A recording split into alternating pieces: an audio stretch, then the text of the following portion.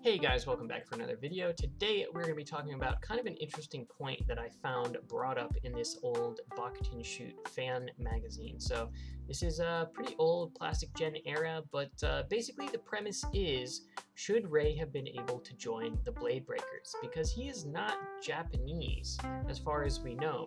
He's Chinese, was on the Chinese team, was raised in China, but for whatever reason was allowed to join the Bladebreakers, which is the Japanese team. So I like Rei, I don't have a problem with him being there, but should he be there? So he was initially sort of shows up during one of the qualifier tournaments. We actually find out that he was brought in by Jin to this tournament, and he ends up beating Tyson pretty badly. He doesn't even want to finish the match. He ends up just being like, I'm about to walk away, and Jin's like, yo, where you going? Get back up there. And Rei ends up agreeing, and then Tyson ends up beating him with Grip Attacker, but the Grip Attacker shatters in the process. But that like sparks something in Rei, and it gets him interested in the battle. So he ends up coming back.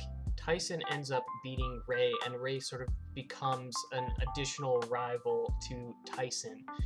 Rei does end up leaving the Bladebreakers in G Revolution and rejoins the White Tigers in an effort to be able to fight Tyson during the tournament, because they've all sort of been on the same team, and while they have fought each other, they haven't been able to do it sort of, I guess, in a pro setting.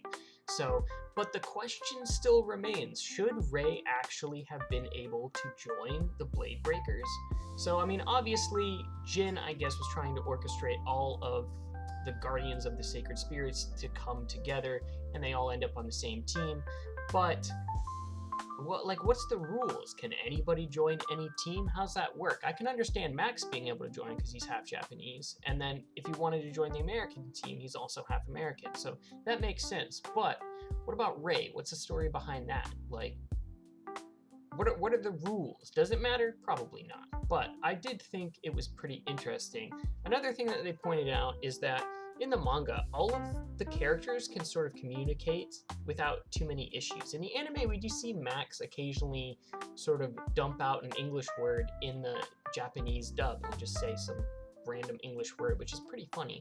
But I don't know. It's kind of an interesting point. Like, all of the characters can communicate no problem, despite them all being from different countries. The Chinese team can communicate with the American and Japanese team.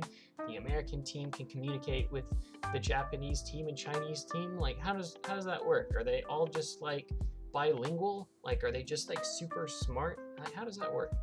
Anyway, let me know your thoughts down below. Do you think Rei should have been able to join the Bladebreakers, or do you think they should have been disqualified? Also, how do you think everybody is communicating? Anyway, hit the like for the algorithm, subscribe if you haven't already for future Beyblade content, and I will see you all in the next one.